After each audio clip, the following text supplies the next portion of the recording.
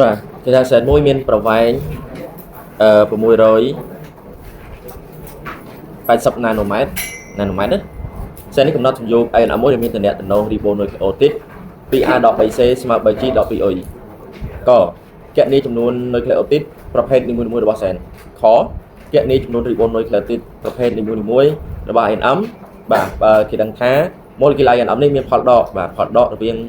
A ដល់ E ស្មើនឹង600ហើយផលដករវាង C ដល់ G ស្មើ400អញ្ចឹងទី1កនេះ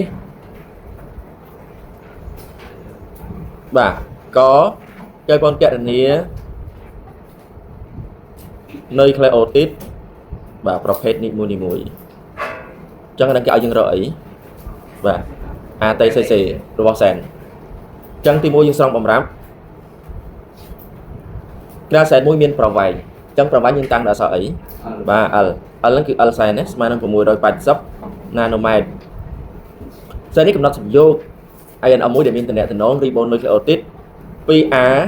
ដក 3C បាទស្មើ 3G បណ្ដក 2E អានេះបោះអីគេ ANM ណាអានេះគឺបោះ ANM តាអញ្ចឹងប៉ុនកាលណាជួបលំហាត់បែបនេះអាណា2ប៉ុនទាញចូលគ្នាមកអាណា3ទាញចូលគ្នាឥឡូវកុំខ្វល់ច្រើនគេប្រាប់ប្រវែងយើងទាញរកអីបានបាទរក M បានអញ្ចឹងប្រវែង L មិនស្មើនឹង M លើ 2បាទគុណឲ្យ 0.34 nanomètre វិចារខ្លួនឯងដោយពីនុយមួយទៅនុយមួយទៀតមានប្រវែងបាទ 0.34 nanomètre ណាហើយជាច្រវាក់ V បាទអញ្ចឹងបើនាំឲ្យ L ស្មើ M លើ 2គុណឲ្យ 0.34 ទាញរក M ប៉ុន្មាន 2L ចែក 0.34 អញ្ចឹងយើងបាន2គុណនឹង680ចែកឲ្យ 0.34 អញ្ចឹងពីនោះ M ប៉ុនស្មើនឹង 4000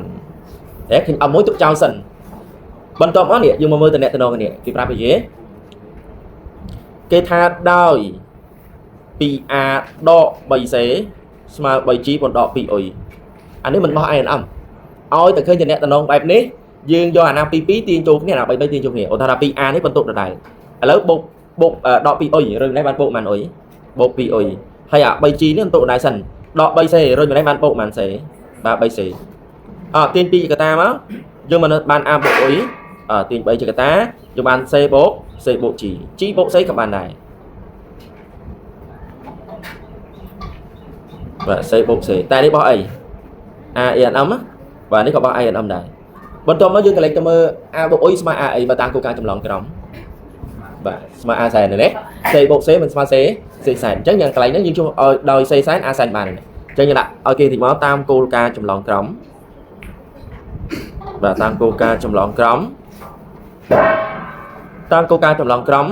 ដើម្បីរក A សែននេះ A របស់សែននេះប៉ុនយក A របស់ ANM បាទបូកឲ្យ OI ANM យើងដាក់រូបមន្តបញ្ជាក់គេតិចមកនាំឲ្យ C សែនស្មើ C ANM បូកនឹង G ANM បន្ទាប់មកយើងបញ្ជាក់គេអញ្ចឹងហើយយើងដាក់ប្រធាននេះឡើងវិញទៅសេប្រធាននឹងឡើងវិញមកយើងដាក់ថាដោយ2កតា A បូក OI ANM បាទស្មើ3កតា C បូក G ANM អញ្ចឹងកន្លែង2នេះគូទុកដដែលតែអា A បូក OI ហ្នឹងគឺចូលដោយ A អីបាទ A របស់សែនអញ្ចឹងកន្លែងនេះគឺចូលដោយ A របស់សែនពេលប្រឡងយើងសេសែននឹងពេញស្មើបន្ទុកដដែល3នេះទុកដដែលតែ C បូក G មិនស្មើ C អីបាទ C សែនឃើញទេអញ្ចឹងយើងទាញរក A សែននេះក៏បានទាញរក C សែនក៏បានឥឡូវលោកគ្រូចង់ទាញរក A របស់សែននេះទាញរក A សែននេះអា2នេះគុណរបស់មកបានចែកអញ្ចឹងបាន 3C សែនចែកជា2បន្ទាប់មកយើងយកអា A ស្មើ 3C សែននេះរបស់ ADN របស់អង្កត់ ADN នេះយើងយកវាទៅចុះក្នុង M នេះចុះក្នុង M នេះព្រោះយើងស្គាល់ M មិនដែរ M មិនស្មើ 2A បូកប៉ុន្មាន C 2C ដែរ M ស្មើ 2A បូក 2C ដាក់តាមគោលការណ៍បំពេញបាសមកបាទតាមគោលការណ៍បំពេញបាសកន្លែងដាក់ខ្លួនឯងណាតាមគោលការណ៍បំពេញបាសប៉ុន្តែបាន A បំពេញឲ្យទេហើយ C នេះបំពេញ C អញ្ចឹងនាំឲ្យ A ស្មើទេ C ស្មើ G អូខេអញ្ចឹង M មិនស្មើនឹង A បូកទេបាទបូក C បូក G អញ្ចឹង A បូក A មិនបាន 2A តែនឹងបោះ C ណា C បូក C បាន 2C បន្ទាប់មកកន្លែង2នេះទុកដដែលតែ A សែននេះយើងជួសដោយប៉ុន្មាន C សែនបាទនេះយើងជួសដោយ 3C សែនចែកជា2ហើយបិទមកវិញហើយយើងបូក 2C សែនអីគេឃើញទេ បន្ទាប់មកយើងសម្រួល2ចោលមកនេះ2លើ2ក្រោមអញ្ចឹងនៅសល់3សេសែនបូក2សេសែនឃើញទេយើងជាប់សេសែននេះយើងរកបានអញ្ចឹងយើងបាន5សេសែនអញ្ចឹងអំយើងមិនស្មើ4000ទាញរកសេសែនបាទប៉ុនស្មើ4000ចែកនឹង5អញ្ចឹងបាន800ឃើញសេសែនស្មើ800មិនយើងចុះនៅអាសែនអញ្ចឹងនាំឲ្យអាសែនប៉ុនស្មើបាន3សេសែនចែកនឹង2អញ្ចឹងបាន3គុណនឹងសេសែន8000 800ចែកជា2អញ្ចឹងបាន1200បាទអញ្ចឹងយើងចប់ហើយយើងដូចនេះដូចនេះ A របស់សែននេះបាទស្មើនឹង T សែនស្មើ1200បាទ C សែនស្មើ G សែនបាទប៉ុនស្មើនឹង800ຂະຫນາດគិតជា nucleotide បាទនេះជាចម្លើយយើងចង់បានបាទអញ្ចឹងយើងមើលខមកខតែប៉ុនរក ribonucleic បាទ nucleotide ប្រភេទនីមួយបាទរក ribonucleic ប្រភេទនីមួយខណាអញ្ចឹងឲ្យយើងរក AOCC ឥឡូវប៉ុនស្រង់បំរាប់មកអានតអានធានខាងលើបាទធានខាងលើគេថាម៉េចមើលចំណុចខនេះគឺថាកេរនីចំនួន ribonucleic ប្រភេទនីមួយរបស់ INM បើគេដឹងថា INM នេះមានផលដកកុំភ្លេចអានផលដកដល់អានយើងអត់ដឹងនេះផលដករវាង A ដក O ស្មើនឹង600ហើយផលដករវាង C ដក G នឹងស្មើ400អញ្ចឹងអានឹង C របស់ INM G របស់ INM អញ្ចឹងផលដករវាង A ដក O ស្មើ100មែនបាទ600 C ដក G ស្មើ400អញ្ចឹងបន្ទុកអានេះជាសមីការទី1អានេះជាសមីការទី2តើមានអូនមានបងហើយតើមាន A ដក O ប្រកាសជាមាន A បូក O ហើយអញ្ចឹង A បូក O មិនស្មើ A សែនយើងដឹងហើយ1200តាមគោលការណ៍ចម្លងក្រមបើមាន C ដក G ប្រកាសជាមាន C បូក G ហើយយកវាចងជាប៉ុនថ្មីតា C បូក G មិនស្មើ C គេ C សែនបាទអញ្ចឹងដាក់តាមគោលការណ៍ចម្លងក្រមឲ្យគេតិចមកលំហាត់នេះស្រួលទាំងអីយើងដឹងក្បាច់វាតាមគោលការណ៍ចម្លងក្រមបាទប៉ុន្តែបាន A របស់សែនស្មើ ANM បូកឲ្យ OIANM តាមសកមូលប៉ុន្មាន A ដក A បូក O ស្មើ A សែននេះយើងជួសដោយ1200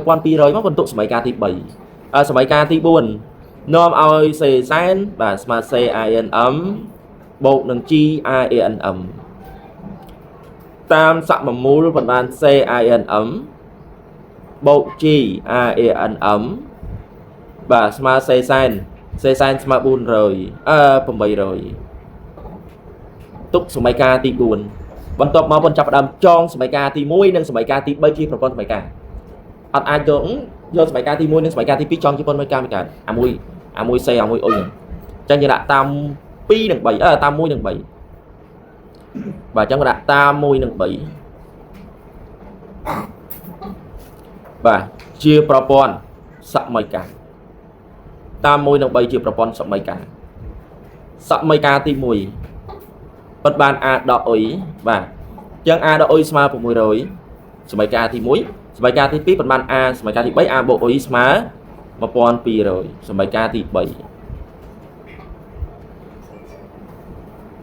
បាទអញ្ចឹងយើងបូកប្របាទអញ្ចឹងដក O បូក O អស់ A បូក A បាន 2A 600បូកនឹង1200បាន1000បាទ800អញ្ចឹងយើងទាញរក A បាទស្មើ1800មិនចែកជា2អញ្ចឹងបាន900នេះជា A អញ្ចឹងយក A នឹងទៅជួសក្នុងសមីការទី1ក៏បានទី2ក៏បានឥឡូវយើងចង់ជួសក្នុងសមីការទី3ច្រឡំទី2 A បូក O យើងសេអាសមីការនឹងឡើងវិញណា1200ហើយយើងចាប់ដើមរកបាទយើងទាញរក O ស្មើនឹង1200បូក A ឬនឹងដក A សេពេញយ៉ាងមកដក A 900អញ្ចឹង1200ដក900នៅសល់បាទ300អាហ្នឹង keyword វាទី1keyword ទី1គឺអាហ្នឹង keyword ទី2តាមសមីការទី2និងសមីការទី4ជាប្រព័ន្ធសមីការតាម2និង4បាទជាប្រព័ន្ធសមីការទី1មក A បូក G បាទស្មើនឹង400សមីការទី2សមីការទី4 C បូក G ប៉ុន្មាន800សមីការទី4ណាអញ្ចឹងដោះបូកបាទដកឥឡូវដកនេះលើកដកអញ្ចឹងដក G បូក G អស់ C បូក C ប៉ុន្មាន 2C អញ្ចឹងបូកចូលគ្នាបាន1000 1200 ទាញរក C បាន1200ចែកជា2អញ្ចឹងបាន600ឃើញ C ហើយយក C នេះទៅជួបក្នុងសមីការទី2ក៏បានទី3ទី4ក៏បានឥឡូវនាំមកទី4អC បូក G បាន800ហើយទាញរក G បាន800បូក C នេះណែដក C អញ្ចឹងបាន800ដក C 600បាទស្មើ200បន្ទាប់មកយើងដូចនេះមកយើងចប់ហើយបាទដូចនេះ A INM បាទស្មើប្រហែល INM 900បាទ OI INM ស្មើបាទ300 C INM ស្មើបាទ600 G INM ស្មើបាទ200ຂະຫນាតគិតជាបាទ ribonucleic acid